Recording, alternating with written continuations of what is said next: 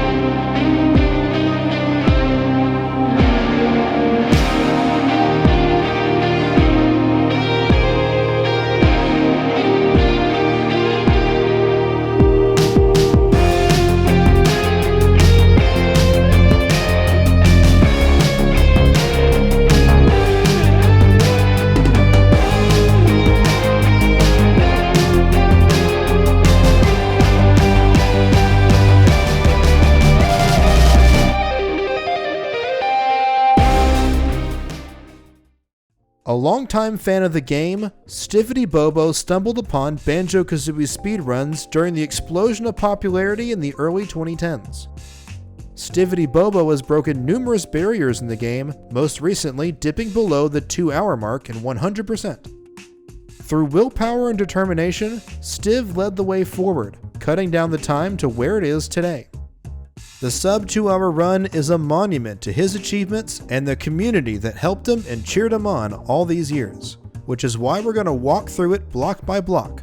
But first, Banjo-Kazooie made its debut for the Nintendo 64 back in 1998 to critical acclaim and commercial success. It's Banjo-Kazooie, the coolest headbanging, beak-busting, sky-flying, rock-hopping, egg-shooting, tag-teaming duo.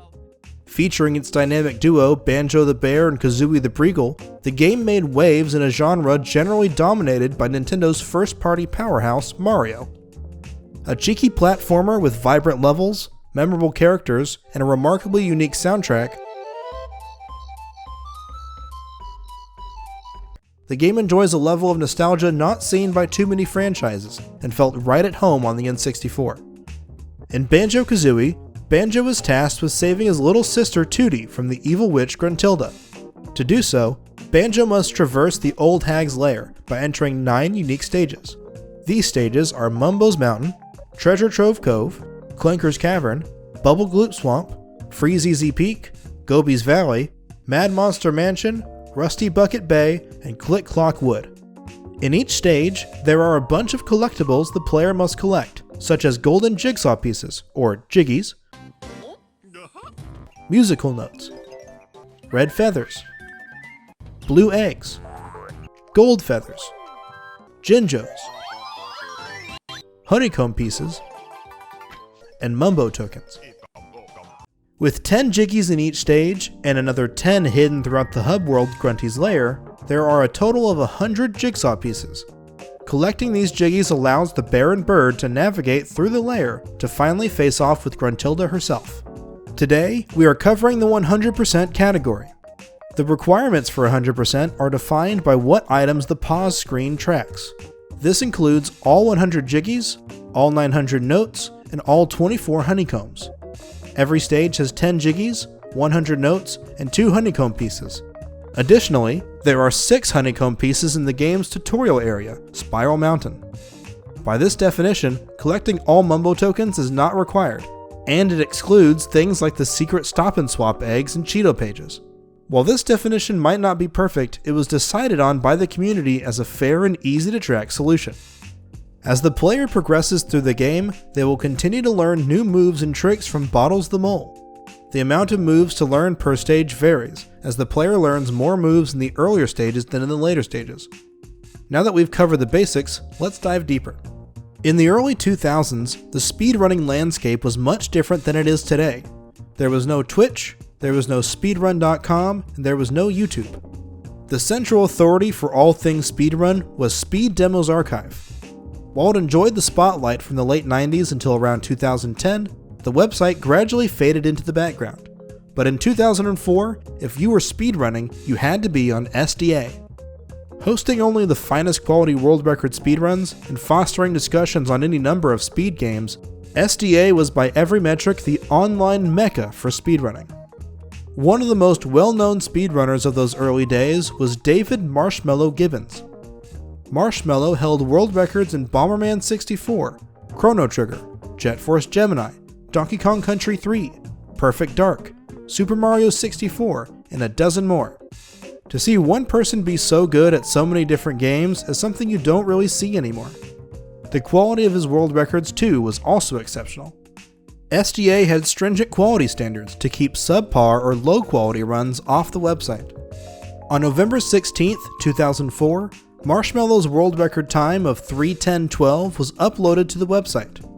Originally, runs were timed with the in-game timer, and this one clocked in at 2:55:01. Later, the switch was made to real-time, so for clarity's sake, we're only talking about real-time, or RTA.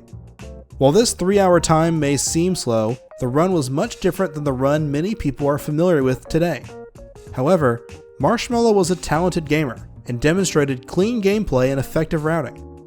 He was very familiar with the game, and clearly showed off his skill.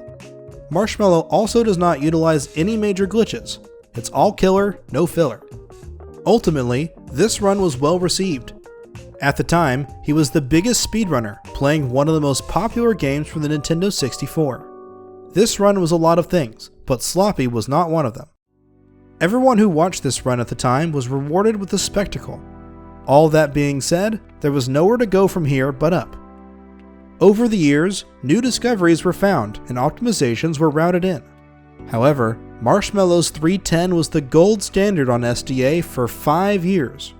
There were a few forum threads with vague threats of beating his time, but no one was bold and brash enough to really do it. That is, until Daniel Gibbetizer Gibb submitted a 2:54:56 on October 21, 2009.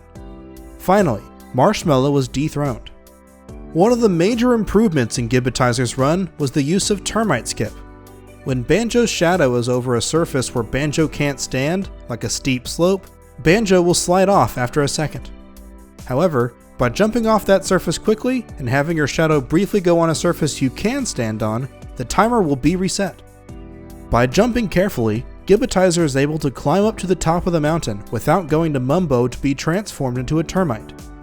Something to note here is that this slope behavior is exclusive to the 1.0 version of the game, which Marshmallow did not own. Because Gibbetizer was able to avoid the termite transformation, he was able to route Mumbo's mountain more effectively. Along with this, Gibbetizer would use some minor time saves and general improvements found over the years to finish the run 15 minutes faster than the previous record. After yet another reset, Stiv finds himself back at the file select screen. It's a dog-eat-dog world, he mutters before starting yet another run of Banjo-Kazooie for the evening.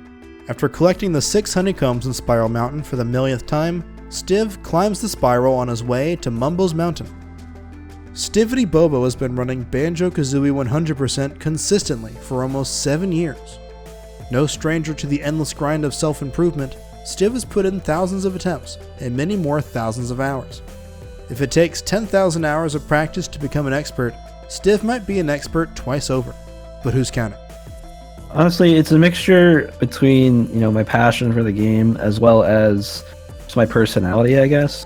Like, I'm the type of guy who, can do the same thing over and over again and doesn't like to give up. I'm very persistent. And the thing with speedrunning in general is it's just like inherently never ending, like you you grind for a PB, and once you finally get it, it takes so long that you're ready to break the next barrier. You know, like, it just keeps going and going. You're never going to attain the perfect run. So, I don't know, like, I guess a combination of all of that just made me keep wanting to play, you know? The movement on Mumbo's Mountain might as well be second nature for the amount of attempts he's logged, but nonetheless, some days he has a hard time getting a good run started. Today, he hit all his marks. He effortlessly climbs to the top of the Termite Hill. With almost a decade of routing knowledge to guide him, Stiv collects every item in the stage in an optimal fashion. When all is said and done, he leaves Mumbo's Mountain 2.6 seconds ahead of his PB. In 2009, the first TAS movie of Banjo-Kazooie was completed and uploaded to tasvideos.org. Coming in over 30 minutes faster than Gibitizer's world record, this TAS clocks in at 2 hours, 24 minutes, and 32 seconds. TAS timing is also a little different than RTA timing. Timing starts from the console being powered on till the final input. TASes do not skip cutscenes either. This TAS clocks in at 2 hours and 28 seconds in-game time, which is approximately 2 hours and 8 minutes RTA. After a 5-year period of stability, Gibitizer would start an era of change. Utilizing new tricks, a wave of new runners would push the envelope over the years. A new wind was blowing. In 2010, Pack Attack supposedly completed the game in 2 hours, 47 minutes, and 5 seconds, but no video exists today. On May 2nd, 2011, a runner named Jumpman uploaded a 2:42:35 RTA. This run was helped by a route change. Freeze Easy Peak is a unique stage in Banjo-Kazooie in that you cannot collect all 10 Jiggies without a move you learn in a later level. This is the only instance of developer-intended backtracking. Previously, runners would grab all 9 Jiggies that they could in Freeze Easy Peak, then go to GOBI'S Valley to get the Speedy Shoes, and then come back to Freeze Easy Peak at a later time. In Jumpman's run, he goes in and learns Beak Bomb, which is required in order to collect all the Jiggies in GOBI'S Valley. After grabbing a quick Jiggy and the new move, Jumpman leaves the snowy stage and heads for the valley. After finishing up in GOBI'S and getting the Speedy Shoes, Jumpman was able to go back to Freeze Easy Peak and collect the other 9 Jiggies. Making use of the Speedy Shoes, Jumpman clears the stage faster than his predecessors were able to. Even more important than this optimization, we finally see a run with death abuses. As time went on, the strict draconian rules enforced by SDA were revised. In the past, using death as a mechanism for saving time with tricks such as death warping was expressly forbidden. This rule was eventually removed. With these restrictions out of the way, runners re-examine the route for Banjo 100%. Instead of walking back to the exit pad, runners could take lethal damage when collecting the 10th Jiggy on most stages, skipping the 8-second fanfare and respawning right on top of the exit with all the items they collected. This optimization alone saved minutes off the run and opened up new routing ideas. Jumpman was able to use these death abuses in a few places, such as getting killed by the crab in the sandcastle on Treasure Trove Cove, drowning underwater in Clanker's Cavern, and getting killed at the bottom of the well in Mad Monster Mansion. Meanwhile, back at STIV'S run, he's just entered into Treasure Trove Cove. There is a decent amount of time to save in this split. His PB was about 7 seconds off his best segment. After playing clean with very few mistakes, he starts taking damage intentionally. He's jumping from the top of the mountain, taking a hit from Nipper. The original death abuse on this stage saw Jumpman taking all of his damage from the crab in the sandcastle.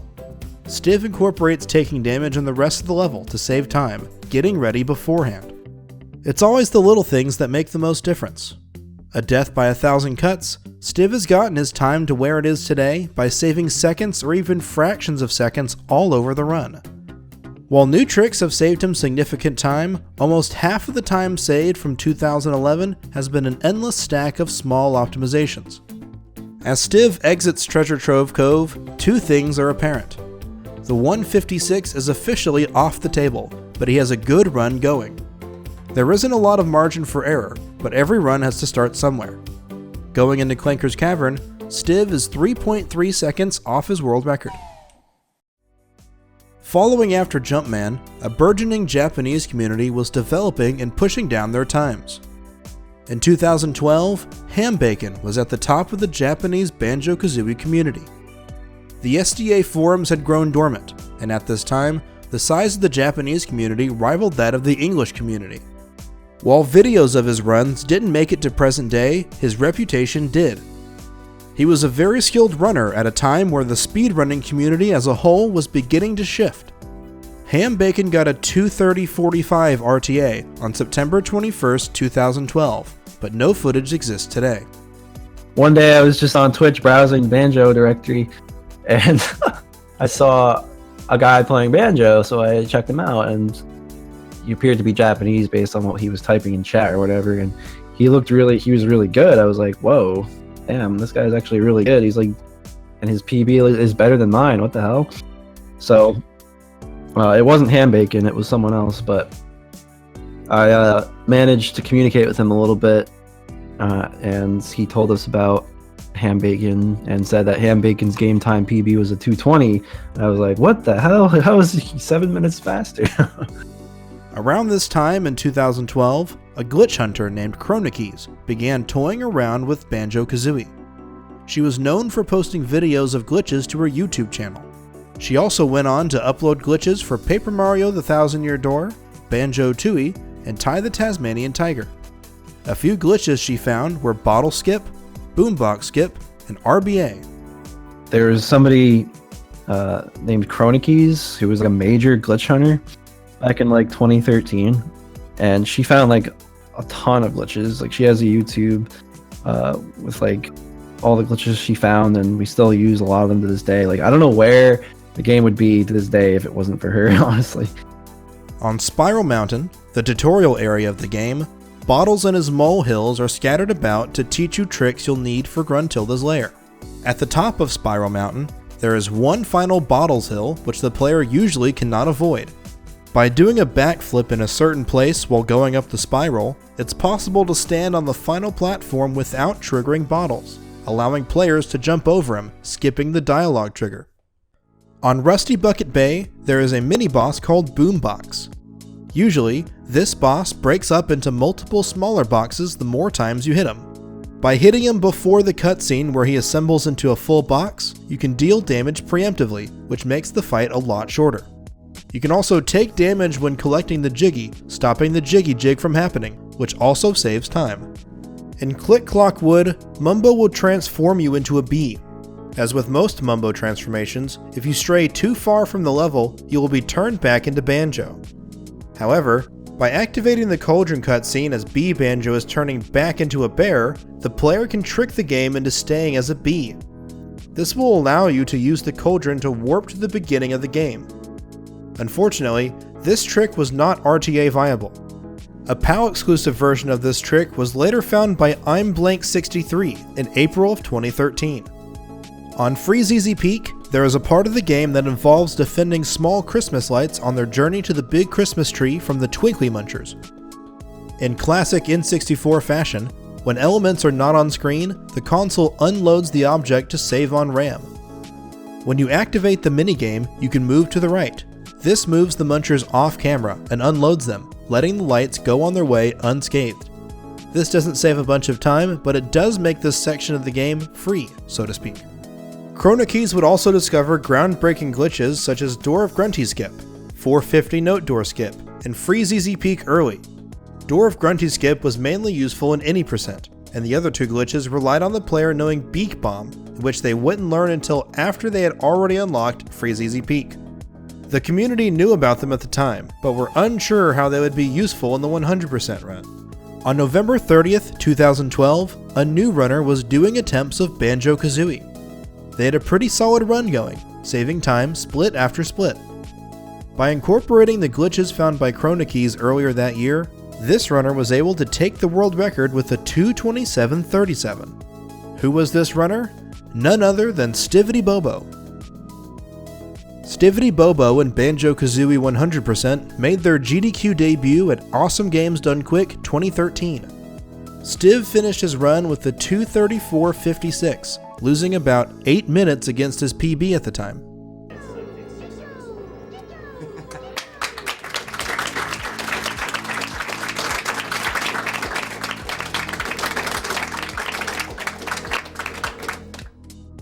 As 2013 comes around, we see the explosion of popularity of Twitch.tv. In the past, runners would quietly practice their runs offline, only uploading their best attempts when they felt comfortable with the results. But now, run attempts were content, and the speedrunning world was hungry for it. Runners would grind out runs for hours a day, building communities and fans as they show off their skills and push themselves further and further. Stiv would get into the rhythm of streaming and make consistent progress in Banjo-Kazooie. He would PB countless times, so often that he didn't even bother to save or document them all. From what we can gather, we know that he started off the year with a 2:26:02 on January 10th, 2013, got a 2:23:26 by the end of March, a 2:22:59 by the end of April, and a 2:20:16 in July. Almost 6 whole minutes shaved off the world record. The craziest part? There weren't any major changes to the run. Stiv was just getting better at going fast. Less mistakes and tighter corners. Stiv was performing the age-old practice of grinding. As Stiv makes the rounds in, on, and around Clanker's Cavern, the sentiment of constantly cleaning up your own gameplay holds true. Many of his splits are only a few seconds difference between his PB and his gold. The margin for error is minuscule. With only a 3-second cushion to play with, any mistake is going to be costly. Stiv leaves Clanker's Cavern 1.4 seconds ahead of the world record. 2014 was a good year for Banjo-Kazooie runners. Early in the year, the community decided to have a vote regarding double health. Currently, after the player beats Furnace Fun and watches the fake credit sequence, you are sent back to the top of the Witch's Lair to fight Grunty. In the same way that Mumbo tokens are not part of the 100% requirement because of the pause screen, there is no easy way to determine if a runner has gotten double health, unless they have enough health to show the red honeycombs. For these reasons, the community ultimately voted that double health would not be required for 100%. Overall, this saves about 15 seconds. Shortly after the vote, Stiv got back to work. On February 9th, he lowered the world record down to a 2:19:13. That's it. And later on March 24th to a 2:18:37. Aside from a few small changes and no longer having to get double health, the world record was lowered mainly by grinding out attempts and constantly improving movement. But there was something coming over the horizon, something that would shake up the run and change the landscape of Banjo speedrunning. On April 6th, Bonaparte Z releases the Furnace Fun Calculator. This program was made to determine the correct answer to the randomized questions that Grunty asked during Furnace Fun. The developer intended for the player to stop and talk to Brentilda, Gruntilda's good sister, who is hidden throughout her lair. The game generates one of 256 seeds, and each seed has its own set of correct answers. So if you don't talk to Brentilda, it can be pretty hard to get every question right. So basically, we originally did not talk to Brentilda at all. The reason for that was we had like 7 Grunty questions. I think 5 if you use the Joker squares, or the Joker card, excuse me. And Bonaparte's eventually figured out that there's 256 different patterns for Brentilda. Those were randomized every time, so there's no way in heck you could really get those consistently. So that was basically ignored. Around the time, maybe like a week before ArbSkip was found, Bonaparte's came out with the Furnace Fun Calculator, basically saying, okay, you put in these answers and eventually it'll give you a good set of answers. And so people were like, okay, so if we only talk to Brentilda 1 or 2 times, basically, then we can kind of start narrowing down our subset of answers and eventually figure out what is correct. This program could narrow down the correct seed by trying the most likely answer and telling the calculator if it was correct or not. This calculator helped runners save time because they didn't need to rely on Brentilda. She usually hangs out in out-of-the-way places, and going to talk to her costs runners a bunch of time. This wasn't the only big development though. On April 10th, a runner named ARBLITERATOR was doing runs of 100% live on Twitch. There are squares on the ground that are red with skulls on them. If the player answers these questions incorrectly, Banjo will be damaged and sent falling into the lava below. So when Arbliterator answers this question wrong, his run should be dead. But that's not what happened. Instead, Banjo takes damage and is launched backwards, but he lands on the board. The developer had not intended for this to happen. Since the game doesn't expect you to still be alive, Furnace Fun breaks. You are able to walk freely along the rest of the board. Arbliterator then walks off into the lava on his own volition, which did kill his run. It just dies, and it's just like, well, that's something that's literally never happened before. And then he changed. The funny thing is, not only did he change the route with Furnace Fun on that, he also kind of, in a sense, arbitrarily changed how we timed the game, because we used to go by in-game time. And the problem is, the real-time counter would tick during the credits, the fake credits. But you take away the fake credits, all of a sudden your perception of in-game time versus real game time doesn't make sense anymore. So it's just kind of like, well, let's just all switch to real game time. And I think everyone, like, just by default saved 6 minutes. This meant that runners could now skip the second half of Furnace Fun, which was sure to be a big time save.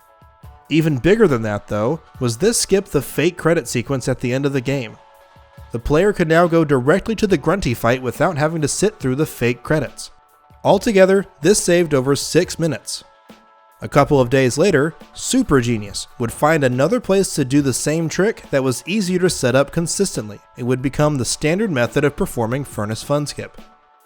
So yeah, I actually have another funny story about Furnace Fun. So, like I said before, everyone used to have the route where we used to do this entire Furnace Fun route. We'd all do all the grunty questions. And I had this notorious luck for really doing badly in Furnace Fun.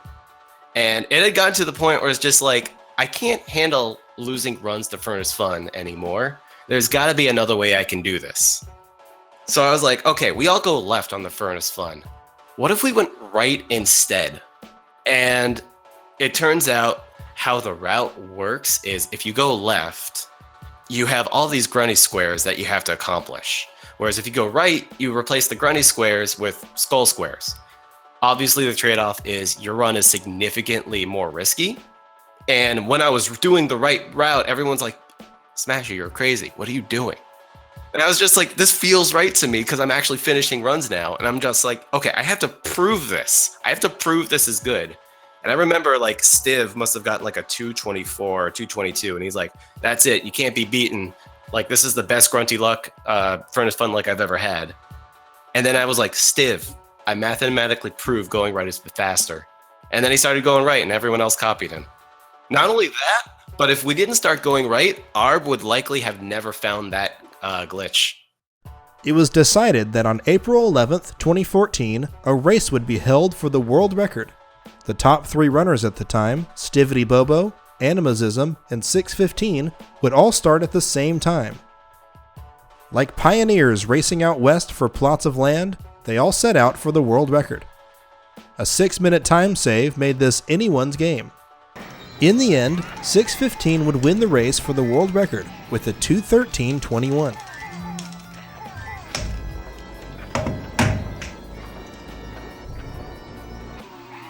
That was a really good grunty fight, aside from that one missed beak bomb. The time saves, though. The time saves. 2:13. Wow. By using the Furnace Fun skip and the Furnace Fun calculator when necessary, 615 would be the first person other than Stiv to hold the world record since 2012. At points during his run, he was over a minute ahead of his PB, before losing all but 13 seconds in Furnace Fun. Still, he was on top of the Banjo-Kazooie leaderboard. I do remember 615, while I was running, was kind of one of those up-and-coming runners. He learned the route actually from one of my tutorial videos. He got very good. He got up to the upper ranks as far as times, and I think pretty much the only reason he took the world record was just because it was one of those like perfect timing situations where it's just you find a 6-minute time save basically, and this is the chance to like it's anyone's now. But I mean, 615 was good, but he wasn't Stiv good. Stiv wasn't going to be relegated to second place for long though. The very next day, Stiv took the record back. The video of the run, as well as its final time, have been lost to history. We know that it happened because people were there and saw it happen live on Twitch. But many of Twitch's past broadcasts were deleted a couple of years ago. We do know that Stiv would continue grinding and ended the year with a 2:10:13. 100% made its return to Awesome Games Done Quick 2015, albeit by accident. The any percent category was run on PAL, because at the time, there was no way to do RBA on the NTSC version.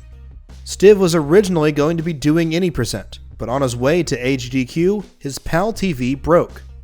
100% was listed as an incentive run, which luckily the community was able to meet the incentive for.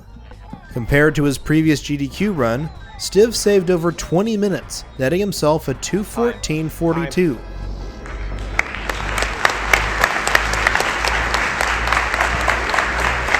Good job.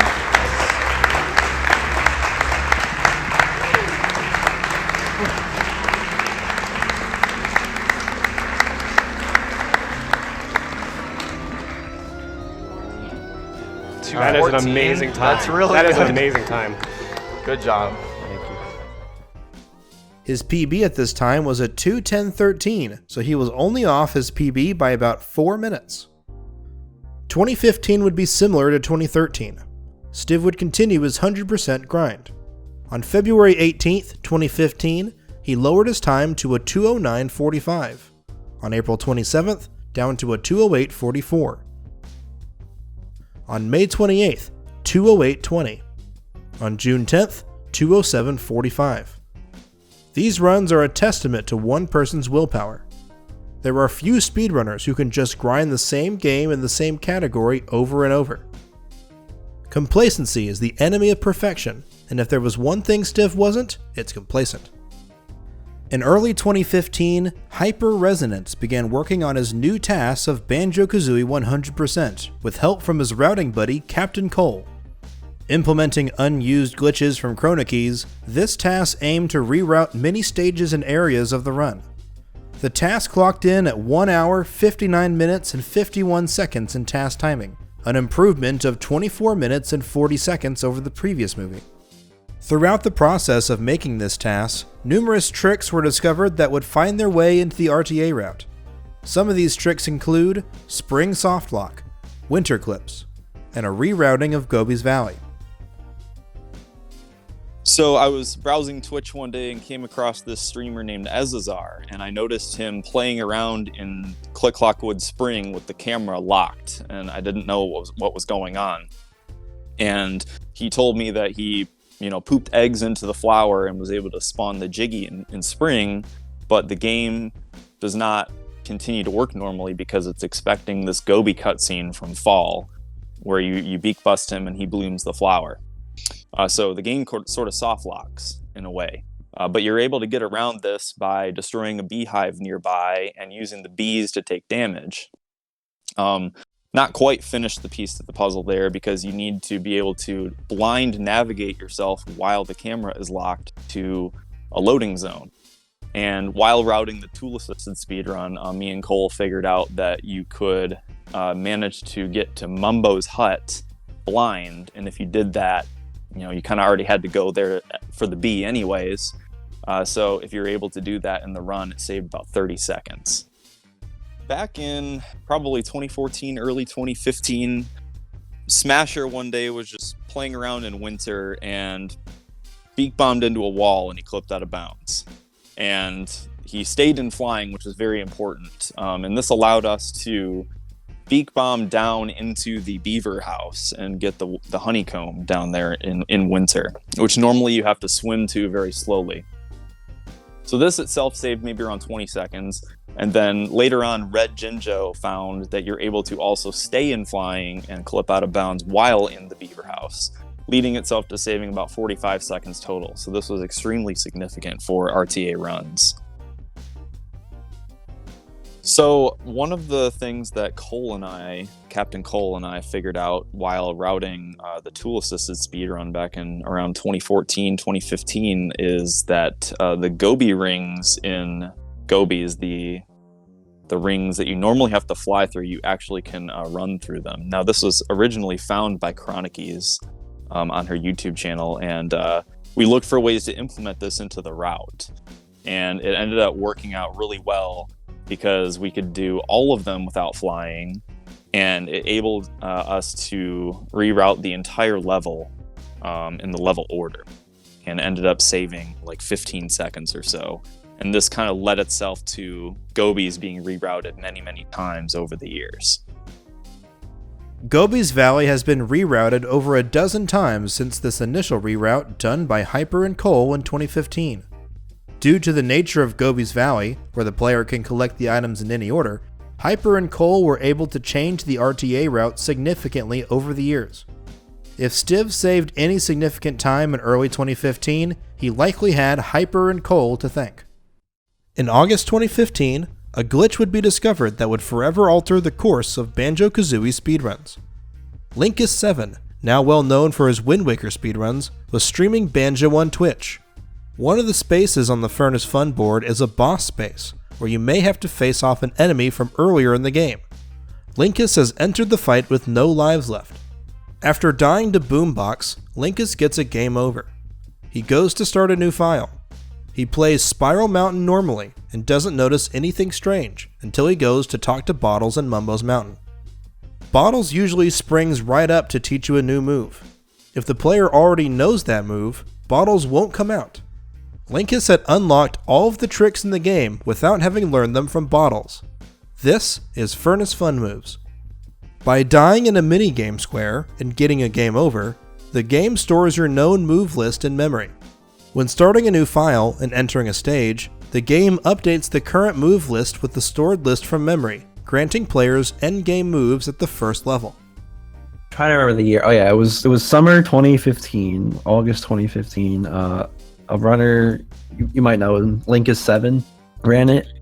Yeah, he's a popular streamer these days. But at the time he was running Banjo, and he was pretty new, and it was funny. He accidentally found FFM. He was just in Furnace Fun. I don't know. I guess he was like at the end or something, and he failed the minigame and died and game overed. And then he went to start a run, and for some reason he had the moves, and we were just, shocked. That's how it was found. He just did it by accident. Needless to say, this was big, and it had a few game-breaking implications right off the bat. First, Talon Trot could now be used as soon as the player started on Mumbo's Mountain. Talon Trot is a move Banjo learns on this level, but it's on the opposite side of the map. Talon Trot is also way faster than Banjo's base movement speed. Beak Bomb is a trick that is usually learned on Freezeezy Peak. Since the player starts out knowing Beak Bomb, it's very helpful for completing Treasure Trove Cove faster. Players can now literally zip around the level as Kazooie. The Speedy Shoes and the Wading Boots are now unlocked by default. To beat Boggy the second time, Kazooie needs the Speedy Shoes. You might remember, this is an item unlocked in GOBI'S Valley. Runners would enter Freezeezy Peak, grab a couple of Jiggies, then go to GOBI'S Valley and Mad Monster Mansion, before backtracking to Freezeezy Peak. Since all moves are now unlocked, runners no longer had to backtrack. Stiv heads to Freezeezy Peak. He climbs to the top and activates the flight pad. He uses the Speedy Shoes to race over to it and takes flight. By beak bombing at a specific spot on the floor, he's able to clip out of bounds and beak bomb under the door and hit the load trigger for Freezeezy Peak. In Freezeezy Peak, Stiv makes a few mistakes that cost him some time. They are minuscule errors in the grand scheme of things, but he's on the razor's edge. He has put himself into this situation by grinding his time down to its absolute limits. Small mistakes add up in every speedrun, but it's even more true for someone who's honed their craft for 7 years. After losing a couple of seconds, Stiv has no time to dwell on it. He goes back to activate the flight pad, runs over with the Speedy Shoes, and clips into the same part of the floor as before. He lines up the shot and clips out again, this time making his way behind the 450 note door to hit the loading zone. This allows him to do Mad Monster Mansion next, instead of GOBI'S Valley. Getting the 450 note door skip on the first try, Stiv saves a hefty 40 seconds over his last run. When all is said and done, Stiv heads to Mad Monster Mansion 39.4 seconds ahead of the world record. At Awesome Games Done Quick 2016, Stiv would run any percent no RBA. Before his GDQ run, he would put down 100% for a little while to practice this category. The run was a success, with Stiv finishing his run in 1 hour, 29 minutes, and 17 seconds. This run was a great showcase of other categories that Banjo-Kazooie had to offer. Excellent Ginginator and great run. Great job, Stiv.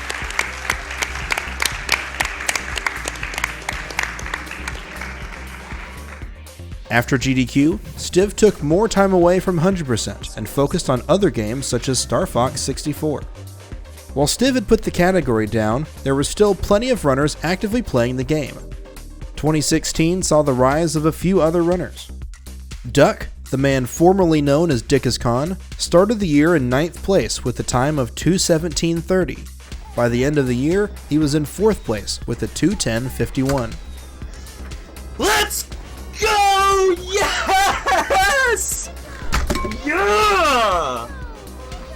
Yeah! Woo!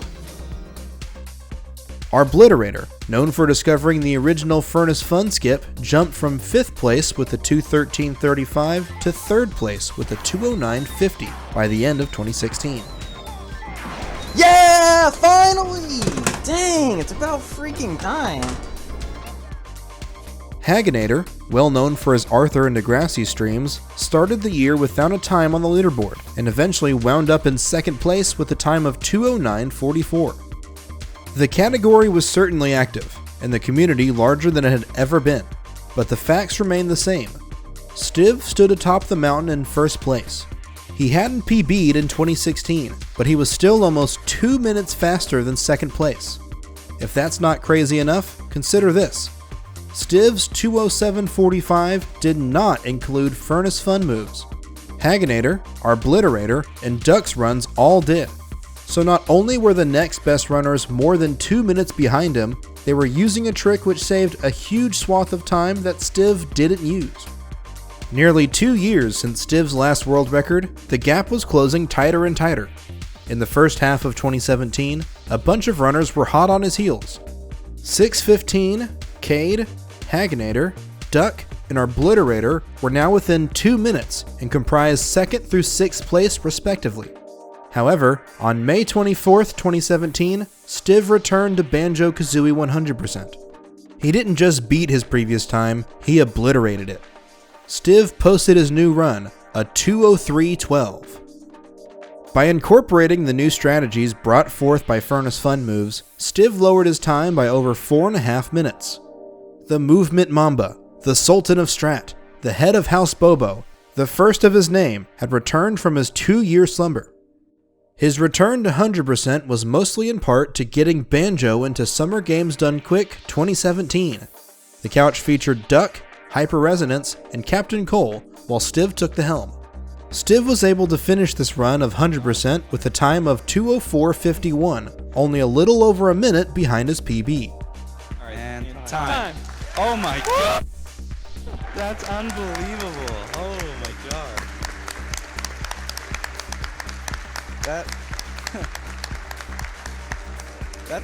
That's just under 2 minutes faster than the 2nd place time. So, and he missed world record by like a minute and a half. He was able to save 10 minutes compared to his previous 2:14:42 from Awesome Games Done Quick 2015. In present day, Stiv runs roughshod on Mad Monster Mansion. A good Mad Monster Mansion in GOBI'S Valley can make or break a run. These movement-heavy stages are execution tests that strain even the most capable runners. This run can go the distance, but there are certainly more run killers lurking in the shadows. Still, Stiv leaves Mad Monster Mansion 46.4 seconds ahead of his world record. Using a Death Warp, Stiv respawns next to the exit pad as Pumpkin Banjo. The Pumpkin transformation is required to access the room to raise the water level for Rusty Bucket Bay. After transforming back to Banjo and raising the water, Stiv resets the game and heads off to GOBI'S Valley. Cool as a cucumber, Stiv maintains his calm, collected, reserved demeanor in the face of a really solid run. RBA, or Reverse B Adventure, was a trick that was known about for quite some time. By canceling the transformation with a cauldron cutscene, or clipping out of bounds and flying to an exit, the player would be able to explore Grunty's lair as the bee. Unfortunately, this was a PAL-only glitch, and Stiv ran on NTSC, so he wasn't able to incorporate this glitch into the run. Stiv was determined not to play on PAL, instead resolving to find an RTA-viable RBA clip on NTSC. After SGDQ 2017, Stiv sat down determined to find something useful. Personally, I really don't like the PAL version. Like, I've played on it, I used to do 90% runs, and it just feels significantly worse and just not as comfortable to play on. So, Brad was always, teasing me about it. Oh, when are you gonna run on PAL? When are you gonna run on PAL? PAL's faster, PAL's faster. I was like, you know what? I'm gonna find NTS or RBA on NTSC, so you stop telling me to run PAL. And I was just messing around one day, and I was trying to clip through the 765 note door. I was just like flying into it, because like I didn't realize that there was a region of the door that wasn't active. Like you could just fly into the top of the door without triggering it. So I was just like flying into it, and then all of a sudden I just clipped out of bounds. And I was like, oh my god, did I literally just find this? Like what the hell? After messing around for a few days, he found it. By flying towards the top of the door, it was possible to clip through the 765 note door, and then into the loading trigger of one of the exits. This glitch had huge implications for both any percent and 100%, as both could now be completed faster on NTSC. One of the main uses for RBA would be to collect the layer jiggies later on as the bee. Because of the bee's hitbox, and its ability to clip through a lot of walls, the bee can reach a lot of the layer jiggies without needing to hit the grunty switches in the levels. Because of the bee's movement, it also made it faster to collect out-of-the-way layer jiggies. Finally, this also meant that Bubble Gloop Swamp, the 4th stage, could be done last. This route was originally crafted by the 8-bit Beast, who was running 100% on PAL for ages before NTSC RBA was found. Players no longer had to unlock Bubble Gloop Swamp using Jiggies, as it was possible to clip right into the hut that contains the load trigger for the level. Then the player could fly over to Mumbo's hut, transform back into Banjo, and then die to respawn at the beginning of the level.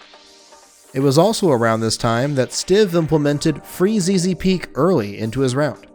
With RBA and Free ZZ Peak early in his arsenal, Stiv would lower the world record down to a 2:02:38 on September 22nd, 2017.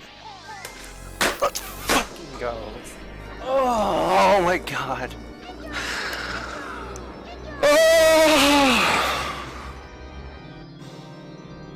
Oh god. Can't believe I just did that.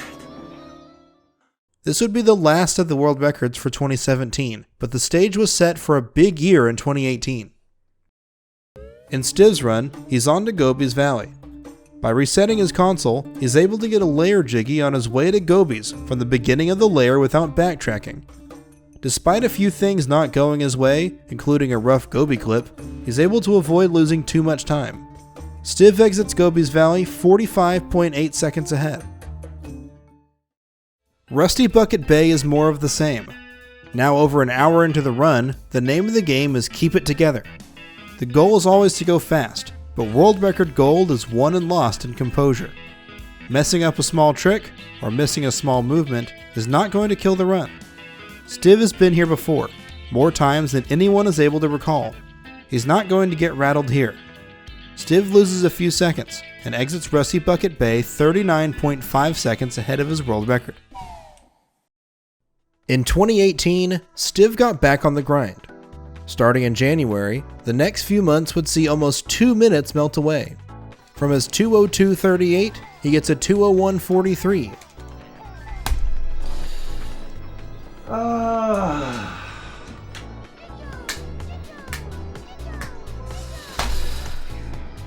Finally got a 2:01. Finally, dude. Fucking finally. A 2:01:39.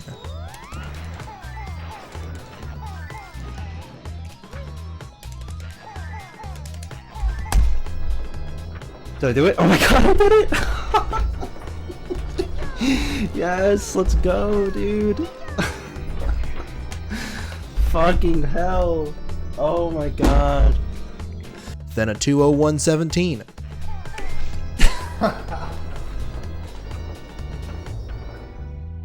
Later, a 20103.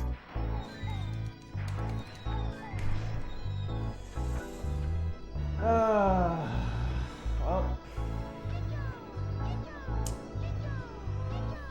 Choke the Ginginator. Finally, on October 11th, Stiv would get a time of 2 hours and 56 seconds, the first time anyone was within a minute of the 2-hour mark.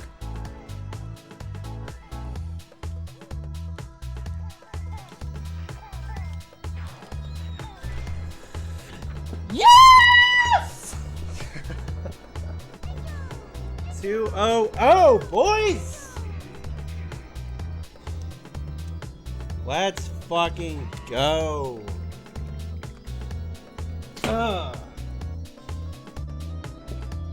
Fucking did it. The writing was on the wall. The sub 2-hour run was within reach. Stiv enters Click Clock Wood. The level is split up into 4 parts: spring, summer, fall, and winter. Each season changes the map and poses new obstacles. This stage can be fatal for speedruns, where one misstep off this giant tree in the center will spell death for whatever pace run you're on. The tree must be climbed 4 separate times, a dangerous dance with the devil. Nimbly navigating this wondrous wood, Stiv leaves Click Clock Wood 45.3 seconds ahead of his world record. He begins his bee adventure. The bee lets you clip into lots of places the developer never intended for you to go. They never planned for the bee to leave Click Clock Wood, so in many cases, the bee can collect a Jiggy by simply brushing up against it. By this token, however, it also makes the bee clunky and awkward to control. So many tricky clips add up for a split where losing time in heaps is the norm. Stiv clutches it out and enters Bubble Gloop Swamp 51.5 seconds ahead of his world record. This marshy wonderland features a lot of narrow walkways and passages. This level's movement is more precise than most of the early levels. Stepping in the piranha water deals damage, and most falls will lose a bunch of time. Furnace Fun moves made the Mr. Vile minigame easier, as you can now use the speedy shoes for the last part. Losing less than a second, Stiv heads to Furnace Fun 50.8 seconds ahead of his world record. On February 3rd, 2019, Stiv got a 2:034. Wow. I can't believe that, dude. Holy shit. I was not expecting to PB today at all. Wow, dude. This run was pretty tight throughout, and while sub 2 hour was definitely still possible, another month grinding for it yielded no fruit. With the best possible time of around 1:58.53, a 1:59 would have to be near perfect, a tall order for a 2-hour run. Without a new glitch or trick, this seemed like a train that was going nowhere fast. Just then, runner Nimpalk discovered a glitch on Furnace Fun, which would prove to be the big time glitch top runners were looking for. For a long time, runners have known about Furnace Fun Skip. By intentionally failing a death square question, you will get launched backwards. The game intends to knock you off the map, but if you stay on the board, the game allows you to move freely to the end. The main issue was that it was about halfway through Furnace Fun. It still saved time as opposed to not having it at all, but runners would still need to talk to Brentilda throughout the game to answer grunty questions. Ninpalk discovered a glitch really early on in the board. There is a small sliver between spaces where it's possible to enter Talontrot at the same time you initiate the death square question. Normally, all of Banjo's moves are disabled in Furnace Fun, but there is a 1 pixel gap between every square where the developers forgot to disable the moves. Answering the death square intentionally wrong while in Talontrot doesn't knock you off the board, because the square doesn't expect you to be in Talontrot. This allows runners to leap and bound their way to the end of the board and go directly to the grunty fight. But, I mean, I tell you, everyone hated Furnace Fun to the point where the only way we could deal with it was by breaking it this far. It's that monumental of a deal how big all of these changes were. It actually makes the late game of Banjo-Kazooie a lot more tolerable. While the cool time save was skipping most of Furnace Fun, the real time save came from no longer having to route Brentilda into the run. By using the first death square on the far left, runners can avoid every single Grunty question, ignoring the pesky RNG that's plagued them for so long. Nimpulk skip would save runners about 2 minutes overall, making the sub 2 hour run free. On March 24th, 2019, Stiv was doing attempts, and he got onto a really awful run. Essentially, he had a 2-minute time save, so any run that was less than a minute and a half behind would help him get the sub 2 hour run.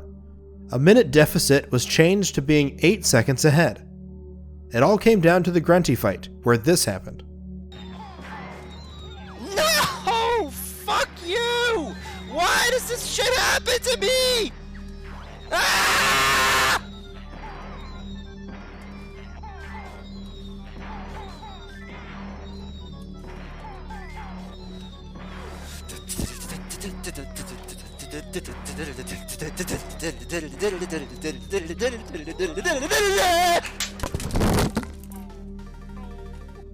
Later that same day, Stiv returned and began doing more runs.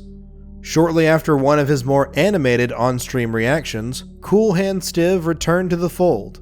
He was able to get a run that was only 10 to 20 seconds behind his PB to Furnace Fun, and suddenly found himself a minute and 17 ahead of world record with a well-deserved gold split. Barring a catastrophe, this run was in the bag. He did lose time on the Grunty fight, but he was able to close out a new world record time of 1:59.27.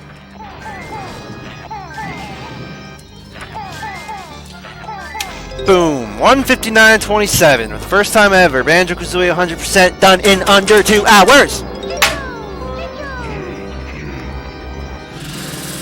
Whew! That's crazy! Drag that bitch. Damn son! This was the first sub 2 hour run, but it was not the huge victory that Stiv was looking for. Sure, this moment has its own place in history, but it wasn't a good PB. He was behind in almost every split, and was only able to get the world record because of Nimpulk skip. He knew he could do better, and that's exactly what he set out to do. Like, it was definitely great to get sub 2, don't get me wrong, but like part of me just kind of felt like, well, I mean, like, Nimpulk skip kind of just made it free. Kind of like, in a way, it kind of felt like it took away from that. Yeah, I kind of felt for him there because he was trying so hard for sub 2, and then he just got a free trick to let him get sub 2. It was great that it saved so much time, but I think he was... I don't know this personally, but I would imagine he was a bit bummed out that he didn't get the sub 2 before that trick. Stiv heads to Furnace Fun in the waning minutes of the run. The split that once took 13 minutes has been reduced down to 2.5. This is it, the moment of truth. He has a hard time getting into Talon Trot, but after a few attempts, he's able to quickly answer wrong. Leaping across the board and up the stairs, Stiv enters the final split 52.6 seconds ahead of the world record. This is the run, and Stiv knows it. The first phase of the fight involves hitting Grunty with eggs. By firing eggs where she's going to be as opposed to waiting for her to get there, he can save a few seconds. 7 years of experience are shining through here in this moment. The second phase of the fight has Banjo take to the skies and beak bomb Grunty. Missing a beak bomb will send you flying off away from her. Stiv lands all 4 hits on Grunty and lands on the ground to start the next phase. The third phase is shooting eggs into the Jinjo statues. As thanks for rescuing them, the Jinjos have come to help you in your hour of need. You can put eggs down where the one statue is going to rise up to save time. For the other 3, heading to the middle and hitting them from afar is the fastest way to do it. Stiv clears this hurdle, no problem. The final phase involves dodging Grunty's spells while you wait for the Jinjonator statue to appear. Shooting eggs into each of the 4 holes at the base of the statue will summon the giant Jinjo. Grunty is still shooting her spells at you, don't forget. Taking damage is just par for the course. Timer stops as soon as the Jinjonator cutscene happens. And... time. curse has been lifted. Yes. Oh my god. Finally, dude. It took like 5 meme PBs, but we finally did it. Oh my god, dude. Yes. Yes. Finishing 59.9 seconds ahead of his world record, Stiv completes a 158.19 on June 3rd, 2019. This is the real sub 2 hour. This is the run. And you can see the stress evaporate off him. The 158.19 was actually, I remember that. I remember him saying that at the time, there was like almost no split where he lost 10 seconds to his golds. And that was a pretty crazy run back then. Nimpulse skip, you just take away about 2 minutes. So it's basically like he has got the real sub 2 now. And Nimpulse skip is more like a minute 40 than 2 minutes. So getting a 158.19 actually is like the first real sub 2. After the discovery of Nimpulse skip, Banjo-Kazooie 100% would find its way into another GDQ, this time Summer Games Done Quick 2019. As a race between Duck and Hagginator, it was a pretty close race throughout, and the entire atmosphere was amplified by the jam-packed stream room which came to watch it. There it is, what about it? GG, man.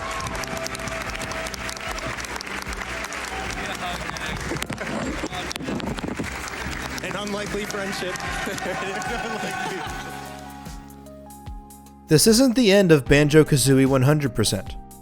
Stiv took some time off from the category and focused on any percent for a while. A few months later, he began doing 100% attempts again. On September 10th, 2019, he lowered his time down to a 158.12, a small 3-second PB thanks to Grunty's sharpshooting accuracy. No. Bitch, you better fucking not! This PB's right now! Okay. When am I gonna get a 157? This is such bullshit, dude!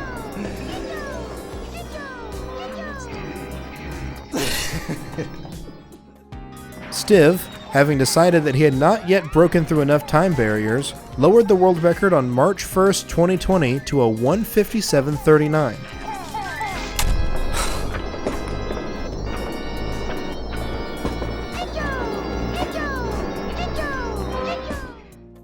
Utilizing new time saves found by Azmi, Thunderful, and himself, Stiv improved his already amazing run by 33 seconds.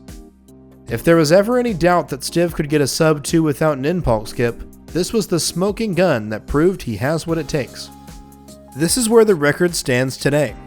Stiv has held the world record for over 7 years, except for 1 day. There are constantly new runners picking up the game, but to this day, he is the only runner to have a sub 2 hour time. I think because of his experience, like just he's been running for like 8 years or somewhat. Me and like another runner who has like a 200 has only been running for like 2 years max. And the other reason is just that I think he's just like a really smart runner who like focuses, tries to find new strats, tries to do the fastest things and all that, and just has like a lot of motivation. And I feel like that's like the biggest reason why he's ahead of us, all of us. Where do we go from here?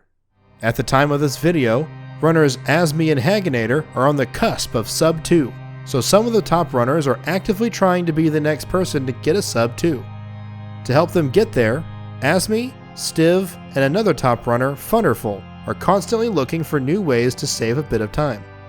In general, we've tried to find time saves, but we all like sort of know that it'll be most helpful to like for Stiv for like every time save we find.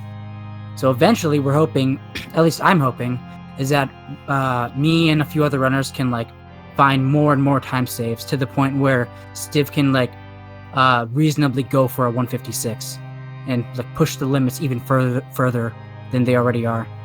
Besides that, the BK Scientist crew are working to bring TAS-only glitches into the world of real-time runners. The 8-bit beast, prominent any percent runner and TASer, has recently found several TAS-only clips that would save heaps of time all over the route, such as the church clip on Mad Monster Mansion Early, and Click Clock Wood Early. Mad Monster Mansion, you got the clip into the church, so that saves heaps of time and completely reroutes the whole level. Mad Monster Mansion Early saves 2 minutes just on its own. Click Clock Wood early saves 2 minutes just on its own. Sometimes, it's easy to see one person holding the world record for so long and think that they are a one-man band. It's true, to do anything ad nauseum for 7 years requires you to be a certain breed of cat. But Stiv didn't do this on his own. There were glitches and optimizations found by Smasher32, ARBLITERATOR, Linkus, Captain Cole, CHRONO, Connor75, and Benja Castellon. There were TASes created by Sammy, HyperResonance, and the 8-Bit Beast. There were competitors who drove everyone to be better, like HAGGINA, Duck, Jumpman, 615, Animasism, Cade, and Damo. As the old adage goes, it takes a village to raise a child. It takes a community to elevate a speed game to its absolute potential.